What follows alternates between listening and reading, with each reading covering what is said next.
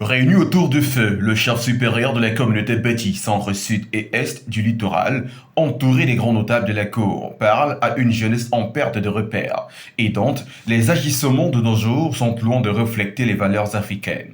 Vous savez qu'aujourd'hui, de plus en plus, nos enfants restent en vide.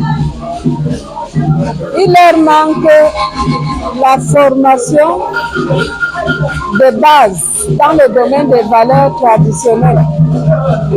Et ces échanges intergénérationnels que nous voulons organiser, c'est pour leur inculquer les notions de base de la communauté traditionnelle. Et un leader de communauté doit maîtriser cette formation de base.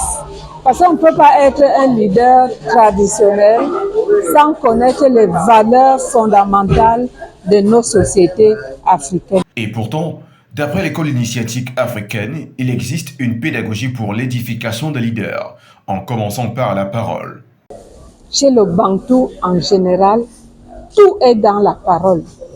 Et vous savez même qu'au niveau divin, la parole est essentielle.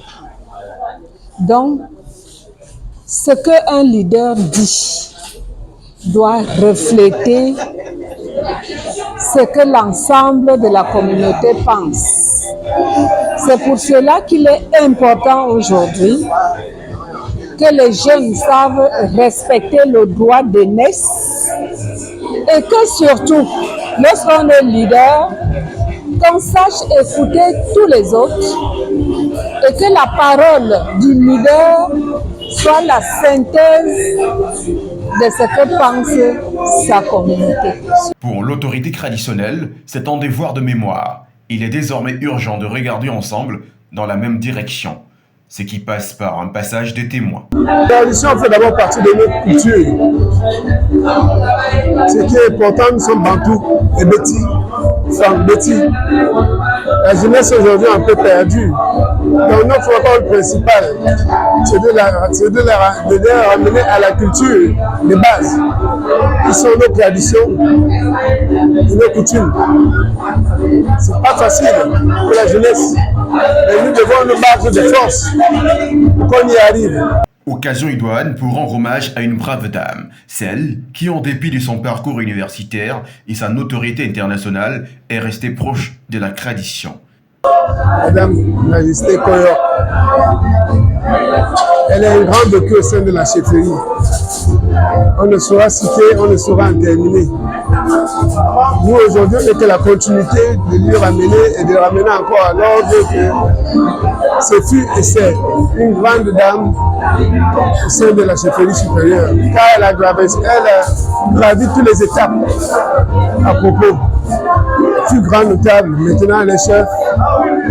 Excellence à son niveau d'études, elle a été au sommet. On aimerait bien voir que dans son combat, que ce soit politique, que ce soit traditionnel, qu'elle parte toujours de l'avant. Sœur Mkoyok, c'est la persévérance. Je dis bien la persévérance et la volonté. Parce qu'il a fallu qu'elle travaille dur, et elle a travaillé dur. Gérer la famille, les enfants, le mari, elle seule, c'était pas facile. Comme de persévérance et de volonté, et comme tout émane de Dieu, le Tout-Puissant, c'est Dieu qui était avec elle. Elle a misé sur Dieu et elle a atteint ses objectifs à tous les niveaux, que ce soit à la fonction publique ou à l'enseignement supérieur. Donc, dans la consultance internationale, je dis que elle, c'est la persévérance, c'est le mot-clé. Et puis la volonté de toujours atteindre les sommets. Initiative qui devrait faire tache d'huile dans un environnement où la jeunesse est en perte de repères.